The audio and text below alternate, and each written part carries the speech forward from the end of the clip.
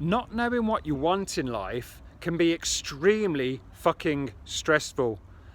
But what can be even more stressful is being paralyzed by having too much choice. So as an example, when I was wanting to leave advertising, I was really stuck and paralyzed by choice. I was in a very dark place. And it was a dark place because a part of me wanted to be a screenwriter, a part of me wanted to be a film director, a part of me wanted to be a trauma therapist, a part of me wanted to be a coach, and a part of me wanted to stick where I was and be an adman, and a part of me wanted to jack it all in and become a fucking mushroom farmer.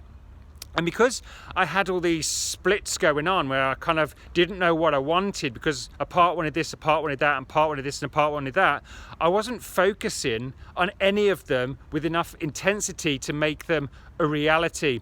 And I was stuck in that space for more years than I care to explain to you right now. And the best piece of advice anyone could offer me was this: imagine that you couldn't fail. And then what would you do? And that really pissed me off, because one, it didn't work, and two, that is naive optimism. So what we want to do when we want to make big choices, we want to use functional optimism. So we want to combine logic, rationale and reason with emotion. And here's the tool that I learned that I wish I knew then and I still use today, and you may find it very useful. When you face a choice in your life and you've got a few different paths you can go down, maybe you want to become a coach, maybe you want to become a director, maybe you want to become a nurse, maybe you want to become, I don't know, an engineer or whatever, or a CEO or a startup founder, and you're stuck, you're kind of bouncing between those pinball buffer whatevers, yeah? Get yourself a piece of paper or open up a Word or Pages document.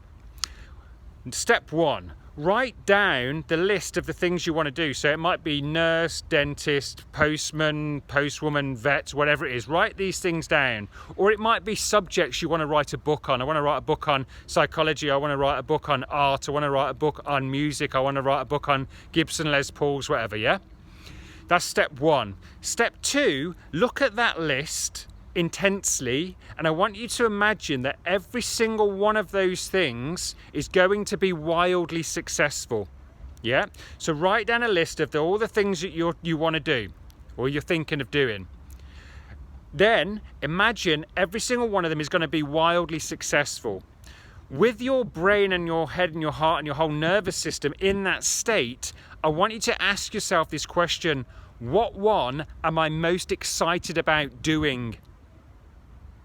That is the one you should definitely, in my opinion, start pursuing. That is what got me out of advertising and got me retraining, first as a trauma therapist and then as a coach.